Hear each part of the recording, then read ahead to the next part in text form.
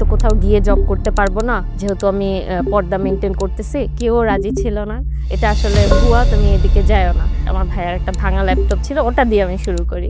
হিজাব, নিকাব এগুলা মেনটেন করছি। আমি যদি ভাবি যে আমার অপর পাশে যে ক্লায়েন্ট আছে সে আমাকে জাজ করতেছে, আসলে এটা একদমই না।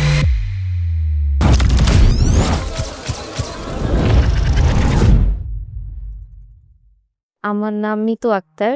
আমি ক্রিয়েটিভ আইটিতে ২০২২ সালে ESDM ২২১৯-এর ব্যাচের স্টুডেন্ট। আমার মেন্টর ছিলেন শাহরিয়ার মজুমদার স্যার। একটা গোস্ট মুডে ছিলাম আরকি। কারণ আমি খুবই শাই, আমি কথা বলতে পারতাম না। তো আমি যখন ভাবলাম যে না, আমার নিজে কিছু করা লাগবে, তখন আমি চিন্তা করলাম যে আসলে আমি তো কোথাও গিয়ে জব করতে পারবো না, যেহেতু আমি পর্দা মেনটেন করতেছি। তো আমি আসলে কি করতে পারি? দেন আমি ডিসাইড করলাম যে না, আমি হচ্ছে এইরকম কিছু করব যেটা আমি আসলে ঘরে বসে করতে পারবো এবং হবে। তখন রিসার্চ করতে করতে আমি পেলাম যে না, আসলে ফ্রিল্যান্সিং তো এই জিনিসটা কি। তখন হচ্ছে আমি বাসার সবাইকে বললাম, বাট কেউ রাজি ছিল না। আমার আম্মু আমাকে হেল্প করে, আর বাসার সবাই আমাকে বলছিল যে না, এটা হবে না। যদি এরকম হয়তো তাহলে তো সবাই বিজনেস ছেড়ে এটা করতো। এটা আসলে ভুয়া, তুমি এদিকে যাইও না।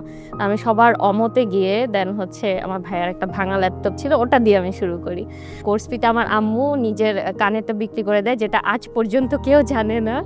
তো ওটা ওটা দিয়ে আমি শুরু করি। অ্যান্ড আমার ছিল যে না, আমার আসলে পাইতে হবে, এরকম কিছু করতে হবে। তো দেন আমি হচ্ছে যেহেতু বেসিকটা ক্লিয়ার করে আসছি, আমি জাস্ট হচ্ছে ওই ওখান থেকে যখন একটু অ্যাডভান্স পাওয়া শুরু করলাম, আমি আসলে আউটরিচ শুরু করে দিছি তখন ইনস্টাগ্রামে বা যেভাবে হোক আমি পারি। তো আমি ৩ মাসের মাথায় আসলে একটা ক্লায়েন্ট নিয়ে আসছি। তো আমরা ওখানে টিম গঠন করে কাজ শুরু করলাম, বাট ওইটা একটা অ্যাফিলিয়েশন সাইট ছিল। তো আনফরচুনেটলি ওই যে আমার টিম মেম্বাররা ওরা আমাকে মানে বিট্রে করে। মানে ওই সাইটটা ওরা হচ্ছে নিয়ে যায়, বিক্রি করে ফেলে। দেন আমি হচ্ছে তখন তো আমার খুব খারাপ লাগে। দেন আস্তে আস্তে আমি আমার এজেন্সি শুরু করি। তারপরে হচ্ছে আমি আমার একটা ইউকের ক্লায়েন্টের সাথে পার্টনারশিপেও যাই। এখন আমি হচ্ছে আমার এজেন্সির পাশাপাশি আমি ই-কমার্স বিজনেসও করতেছি। এবং হচ্ছে আমি আমার মাঝপথে পড়ালেখাটা অফ হয়ে যায়, দেন আমি ওটাকে আবার কন্টিনিউ করতেছি। আবার কিন্তু নিজের ইনকামে হ্যাঁ, নিজের ইনকামে সব। এবং হচ্ছে এখন সবাই বলে যে না, হ্যাঁ তুমি তখন ভালো ডিসিশন নিয়েছিলা, বাট তখন আমাকে কেউ হেল্প করেনি। কেউ হেল্প করেনি। জাস্ট আমার আম্মু বলতো যে হ্যাঁ থাক, তুমি সবার কথা বাদ দাও, তুমি পারবা। তুমি দেখো 6 ডিজিট প্লাস তো এরকম তো থাকেই। বাট এটা হচ্ছে আমার নিজস্ব প্রফিট আমার ঈদেরকে দিয়ে। আমার বাবুটা খুবই ফ্রেন্ডলি। ও আসলে বুঝতে পারে যে আম্মু কাজ করতেছে বা এগুলা বুঝতে পারে। তো ওর বয়স হচ্ছে ৮ বছর। তো ও ক্লাস 2 তে পড়ে। যেহেতু আমি নিজের লেখাপড়া করতেছি, ওর লেখাপড়া আছে, প্লাস হচ্ছে আবার আমি জব করতেছি, আবার সংসার সামলানো, সবকিছু মিলায়ে যখন একটু হয়ে যায়, আমার আম্মু আমার সাথে থাকাতে মানে আমার একটু ইজি হচ্ছে এখন।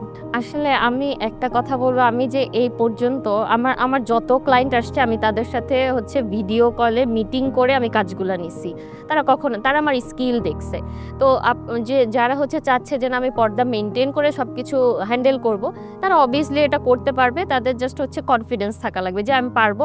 তারা কখনো আমাকে জিজ্ঞেস করেনি এই বিষয়ে, বা তারা এরকমও হয়নি যে এই বিষয়টার জন্য আমি কাজ পাইনি বা কিছু। হিজাব, নিকাব এগুলা মেনটেন করছি। আমি যদি ভাবি যে আমার অপর পাশে যে ক্লায়েন্ট আছে সে আমাকে জাজ করতেছে, আসলে এটা একদমই নয়।